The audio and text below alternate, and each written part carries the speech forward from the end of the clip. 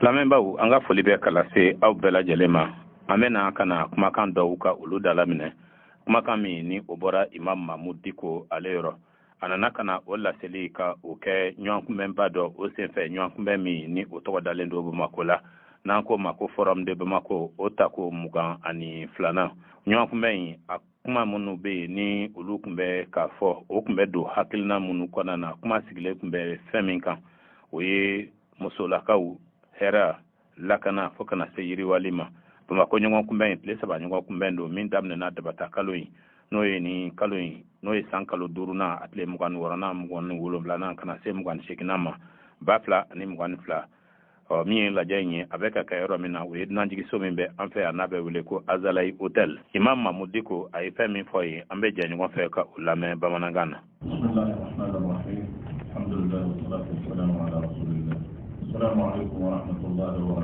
J'ai écouté avec beaucoup d'intérêt son éminence le professeur Sall.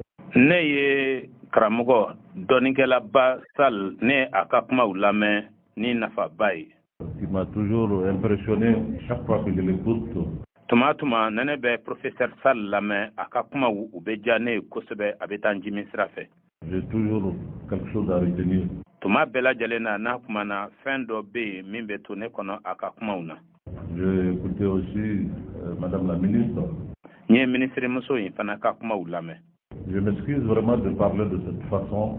N bɛ hakotini kɛ aw fɛ tiɲɛ yɛrɛ yɛrɛ la ka kuma nin cogo in na tan. C'est un peu sceptique. Ne bɛ filan kɔnɔna na dɔɔnin.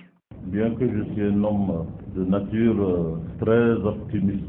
Hali k'a sɔrɔ ne ye mɔgɔ ye n yɛrɛ lihala fɛ n ye mɔgɔ ye mɔgɔ min ni a bɛ da kow la k'u bɛ ɲɛ.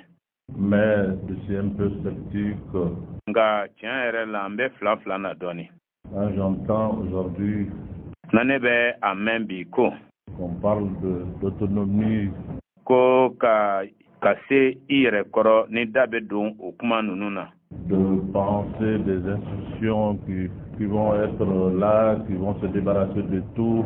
Ka miiri k'a fɔ ko fanga bonda dɔw bɛna kɛ yan fɛ olu bɛna kana u sen bɔ fɛn bɛɛ lajɛlen na. Je crois que nous sommes aujourd'hui à une époque où toutes ces institutions et tout ce qu'on a pensé comme doctrine. N b'a miiri k'a fɔ an bɛ yɔrɔ min na i n'a fɔ bi o fanga bonda o fɛn filɛ nin ye fo kana se hakilinaba fɛn de bɛ yen n'o bɛ dannatigɛli kɛ diɲɛ tagabolow la. Pour améliorer la vie humaine sur terre. Ni olu bɛ ka sababu ye ka na ni lafiya ye adamadenya ɲɛnamaya kɔnɔ dugukolo kan. Et en train de montrer ses limites. O tagabolo ninnu bɛɛ lajɛlen olu bɛɛ bɛ k'u ka danw jira. Nous sommes donc face à une impasse totale dans ce monde-là aujourd'hui. An bɛ diɲɛ min kɔnɔna na bi an bɛ bisibasa dafalen yɛrɛ de kɔnɔ. Si nous pensons que, encore une fois, nous pouvons penser. Ni an b'a miiri k'a fɔ hali bi an bɛ taa ɲɛfɛ ka miiri ka hakili jagabɔ ka miiri. Des choses autonomes, nous allons retourner certainement à la case de départ. Ka miiri kow la ko minnu ni olu bɛ sen yɛrɛ kɔrɔ ka o kofɔ an laban ko in daminɛna yɔrɔ min na an bɛna segin yen de ma. Parce que nous l'avons pensé, mais je pense réellement aujourd'hui que ka da kan an miirila o de cogo la nka ne kɔni dalen bɛ a la n hakili bɛ a la bi tiɲɛ yɛrɛ la ko tout est arrêté, tout est primé. Ko fɛn bɛɛ lajɛlen de jɔlen don dankarilen don fɛn bɛɛ lajɛlen na. On est à la fin de tout cela. An bɛ o kow bɛɛ lajɛlen de dan na. Aujourd'hui, le socialisme, le capitalisme, le libéralisme, tout ce qu'on a pensé. An bɛ don min na i n'a fɔ bi sɔrɔ ni fanga forobayali kana se manankunya ma ni ka diɲɛ dayɛlɛ nafolobatigiw ye. An miirila fɛn o fɛn na. A atteint ses limites. Bi olu bɛɛ lajɛlen ye u dan jira u bɛɛ lajɛlen selen don u dan na. Pour cela, les gens sont en train de faire un retour vers la religion. Ka da o de kan mɔgɔw bɛ ka segin bi ka na dinako de ma. Pas seulement la religion musulmane ou chrétienne, les religions de façon générale. N kan tɛ dɔrɔn silamɛya dina walima chrétienya dina ma. Bakurubaya la n kan bɛ dinako de ma. Parce que tout cela est arrêté aujourd'hui. Ka da kan fɛn bɛɛ lajɛlen jɔlen don bi. Et nous sommes, le monde est dans l'impasse. Wa bi fana diɲɛ bɛ bisibasa de kɔnɔna na. Je crois que le professeur, brillant professeur, lui et les autres de l'Afrique doivent encore repenser. N b'a miiri k'a fɔ ko an ka maaba an ka maa kalannenba ka fara farafina maa kalanenbaw kan olu ka kan ka u sigi hali bi k'u hakili jagabɔ ka miiri. Pour voir, parce que je pense réellement que toutes ces doctrines aujourd'hui ont montré la limite. Walsa u k'a lajɛ ka da kan ne ka jate la nin tagabolo minnu filɛ nin n'olu bɛ dannatigɛli kɛ diɲɛ kɛcogo la olu bɛɛ lajɛlen ye u dan jira. C'est pour cela que le monde se retrouve dans une situation où ka da o de kan diɲɛ bɛ a yɛrɛ sɔrɔ bolo kan bolo min kɔnɔna na. Les éminents sont en train de dire qu'il y aura un nouvel ordre mondial, mais de quel ordre? maa kalanenbaw diɲɛ tagabolo dɔnbabaw olu bɛ ka a fɔ ko tagabolo kura ko o bɛna kɛ diɲɛ kɔnɔ nka o na kɛ tagabolo kura jumɛn ye. C'est utile, je n'en sais rien, je ne peux pas le penser, je ne suis pas un penseur ni un... n t'a dɔn kɔni tagabolo kura min kɔni ko don ka d'a kan ne tɛ mɔgɔ ye mɔgɔ min ni a bɛ miiri diɲɛ tagabolobaw la. Mais en réalité, quand j'ai vu l'intitulé, nka tuma min na ne ye ni lajɛ in sigikun lajɛ. Parle de femmes, paix, sécurité, développement. kuma bɛ kɛ musow ko la hɛrɛ ko la lakana ani yiriwali ko la. Oui, j'aimerais bien que ça soit ainsi. awɔ a ka di ne ye a fɔra cogo min na a ka kɛ ten. Mais de quelle paix parle-t-on? nka kuma bɛ ka kɛ hɛrɛ jumɛn de ko la. Et de quelle sécurité et de quel développement? kuma bɛ ka kɛ lakana jumɛn de ko la kuma bɛ ka kɛ yiriwali jumɛn de ko la. Dans une situation où? lahalaya kɔnɔna na lahalaya min. Particulièrement pour le Mali. jɔnjɔnna Mali yɛrɛ ta fan fɛ. Je vais parler du Mali aujourd'hui. n b'a fɛ ka kuma Mali de ko la bi. Parlons de cela aujourd'hui. ka kuma o ko la bi. Pendant que le peuple malien pris en otage. o wagati kelen kɔnɔna na Mali jamana kɔnɔdenw olu lakoronen do k'u to yɔrɔ kelen. Par des gouvernements arrogants. o kɛra fangaw fɛ fanga minnu ni u siri tigɛlen do. Je dis bien arrogants. n bɛ segin a kan tuguni fanga siri tigɛlenw. Et la communauté internationale par leur orgueil. ani diɲɛ siligɛnya ni mɔgɔw ka tɔn olu ka yɛrɛ bonya fɛ u ka kuncɛbaya fɛ. Pense que le peuple malien doit rester dans cette situation. o b'a miiri k'a fɔ ko Mali jamana kɔnɔdenw ka kan ka to nin bolo in kan. Mourir à petit feu. ka sa dɔɔni dɔɔni. Assailli par la famine. kɔngɔ kɛlen ka dankari kɛ a la ka seko ban. Par l'insécurité. lakanabaliya kɛlen ka dankari kɛ a la. Par le djihadisme qu'on n'arrive pas à contrôler. jahadiko min n'o kɛlen bɛ ka dankari kɛ a la ni dɛsɛ kɛlen bɛ ka o koron ka o ko kunbɛn. On ne cherche pas une solution. fɛɛrɛ tɛ ka ɲini a ko la. La communauté internationale est dans son orgueil. diɲɛ siligɛnna ni tɔn o bɛ a ka kuncɛbaya kɔnɔ a ka yɛrɛ bonya kɔnɔ. Nous sommes dans notre arrogance.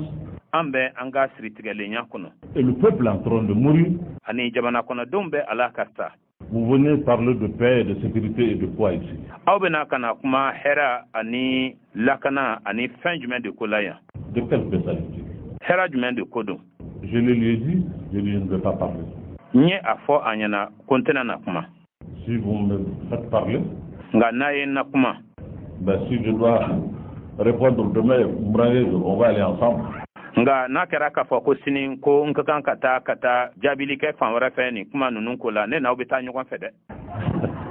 C'est vous qui m'avez dit de parler, je dis que je ne parlerai pas parce que j'ai quelque chose sur le cœur. aw de y'a fɔ n ɲɛna ko n ka kuma wa n tun y'a fɔ aw ɲɛna ko n tɛna na kuma ka d'a kan fɛn dɔ bɛ n dusukun de kan. Je ne comprends pas l'attitude et de la communauté internationale. ne tɛ ka diɲɛ sirika ni mɔgɔw ka tɔn a ka tagabolo n tɛ k'a faamuya n tɛ k'u jogo faamuya.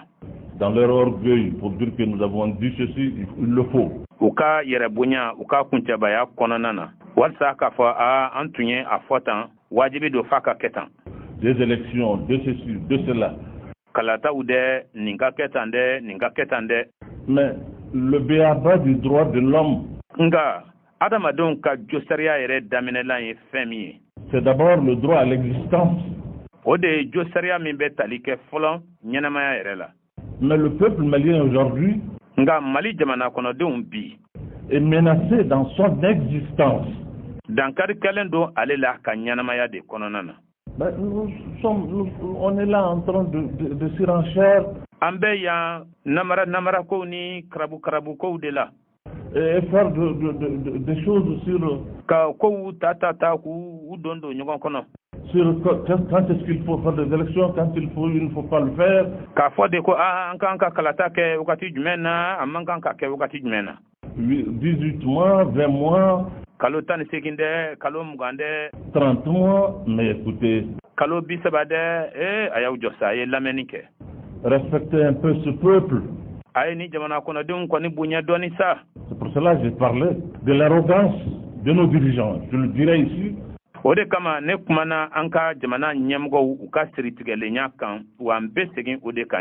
Je peux sortir, ils vont m'interpeller, mais je le dirais, leur arrogance. Et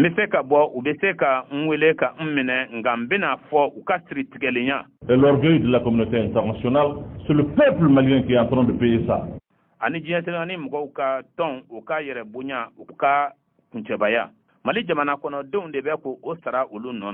C'est extrêmement grave. C'est extrêmement grave. Une classe politique moribonde,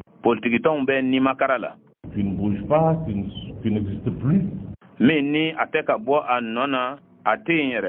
Une société civile qui a cessé d'exister, il faut le dire.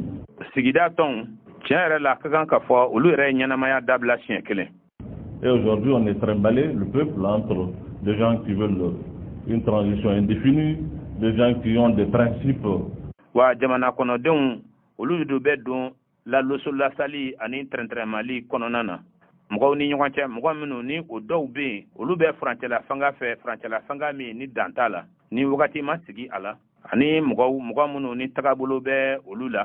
Ces principes, c'est pour le peuple, c'est pour leur bien-être.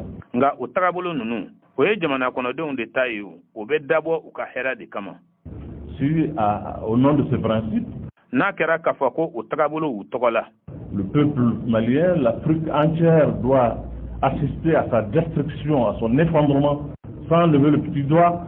Ko Mali jamana kono don farafina kuru kara ko olu de ka kan ka isigi ka u yere tiento laje ka u frito laje ka ta sura haluma u bolo koni dengele korota. Je crois que l'histoire retiendra ça. Ma miri ka fo onato tariku konana onato dofo kono. Je vous remercie.